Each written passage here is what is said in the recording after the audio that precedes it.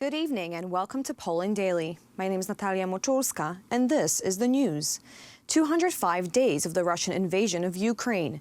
The Russians recruit prisoners to the front and shorten the training of soldiers to a minimum, which proves the serious problems of the invaders. Meanwhile, places where the Russians imprisoned and tortured people are being identified in the Kharkiv region. The Ukrainian website reports that at least 440 bodies were found in Izium.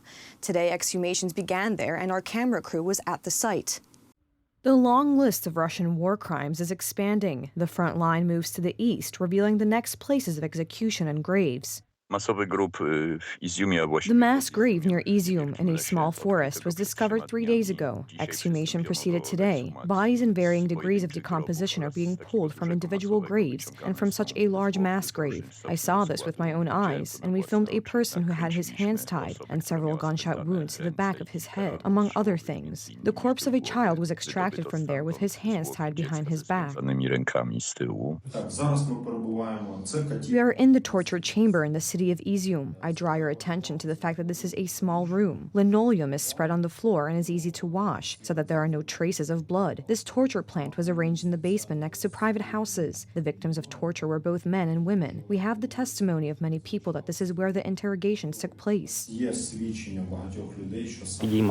We determined that about 25 people were buried here, even though the inscription on the cross talks about 17 people. We will check the exact number of bodies tomorrow when the bodies will be exhumed. There are many such places here in Izium.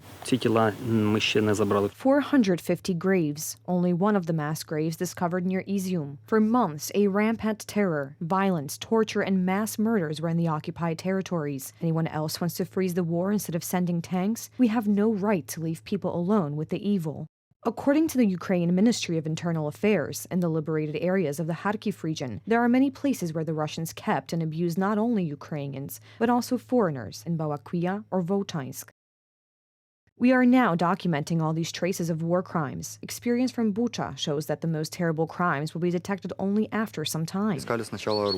They entered my house, began to search the cabinets. They found photos of my brother in uniform. They asked, "Who's this?" I replied, "This is my brother." "Does he serve?" "Yes." They said, "Let's go." They covered my eyes and drove around the city. I realized where I was only when they led me to a prison cell.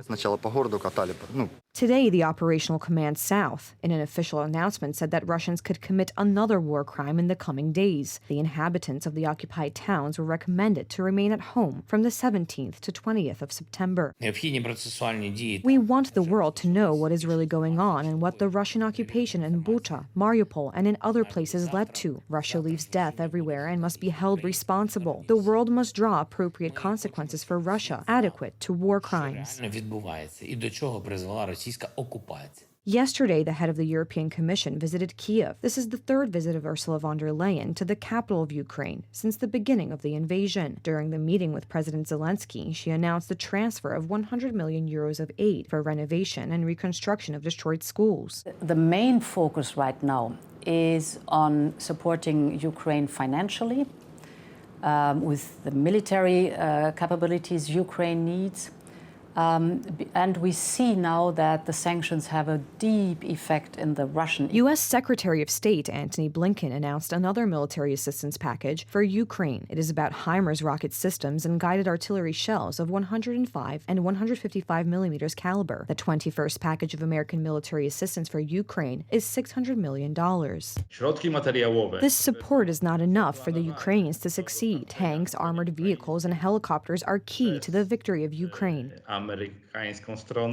From the beginning of September, the Ukrainian armed forces have liberated over 9,000 square kilometers from the Russian occupation. Operational successes on the front are a signal for Kiev's Western partners that weapon supplies bring measurable effects. Properly equipped Ukrainian soldiers are able to defeat Russian invaders.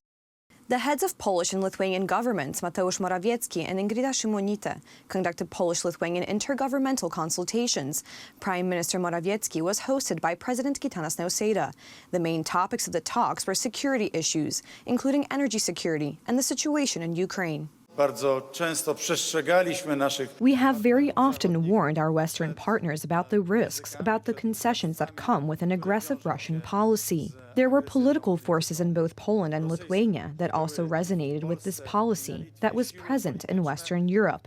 And it was the Law and Justice Party, our government, that very clearly pointed out these risks, while our political competitors, unfortunately, played hand in hand to the music played in Western Europe, that music of appeasement. Bardzo jednoznacznie wskazywał na te ryzyka. A few days ago in her speech, the president of the European Commission said that the opinion of countries such as Poland, the Baltic countries, should have been heard earlier.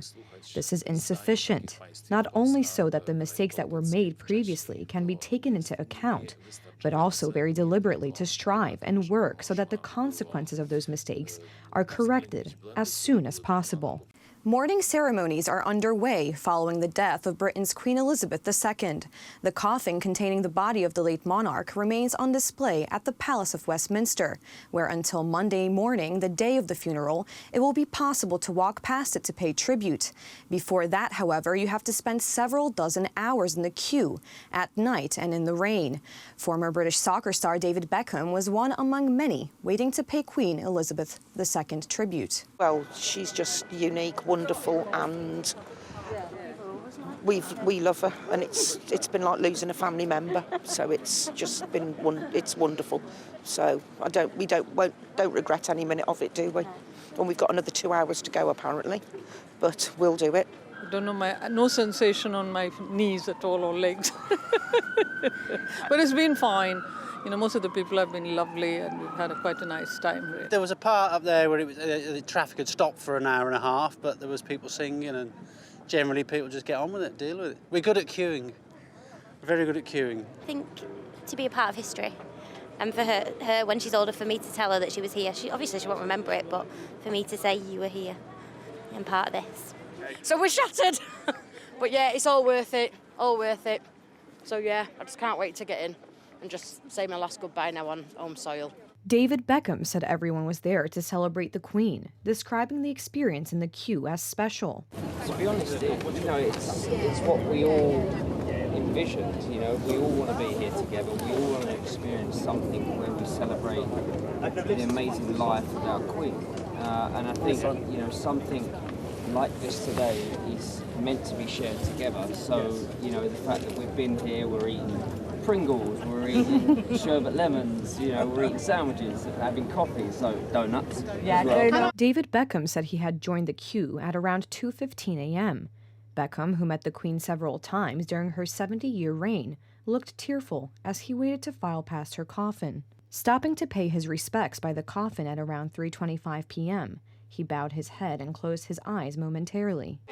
Make a clear path, please. We were all here. This is not safe, excuse me. Her Majesty today, and I think it didn't matter how long we were there. We were there for a reason, and everyone was together, and it was a special few hours.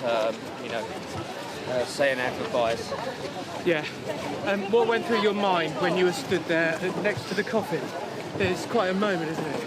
It's hard to explain. It's very emotional, and the silence and the feeling in the room is very hard to explain. But I said, we're all there saying thanks to Her Majesty for being kind, for being caring, for being reassuring throughout the years that she's been our Queen, and the legacy that she has left is incredible. Today before noon, the queue was 5 kilometers long. Estimates say it could reach a length of up to 16 kilometers by the weekend. The chain of visitors from England and tourists stretches all the way to Tower Bridge and begins on the other side of the River Thames, a few hundred meters from the British Parliament. Tomorrow evening, it may no longer be possible to join the queue. It is estimated that up to 750,000 people will pay tribute to the late Queen in Westminster Hall. Before people can go inside, they must pass a security check similar to those at airports. Only a small bag can be brought in. No sharp or dangerous objects, no food or drinks. Those entering are asked not to take photos, videos, or use phones. All of this is done to maintain proper respect, but also to ensure that the transition is smooth and that everyone manages to say goodbye to late Queen Elizabeth. Thank you so much for joining us this evening. Please stay tuned for Poland Daily Weather, Poland Daily Business, and some of our other programs. But for me, have a great weekend.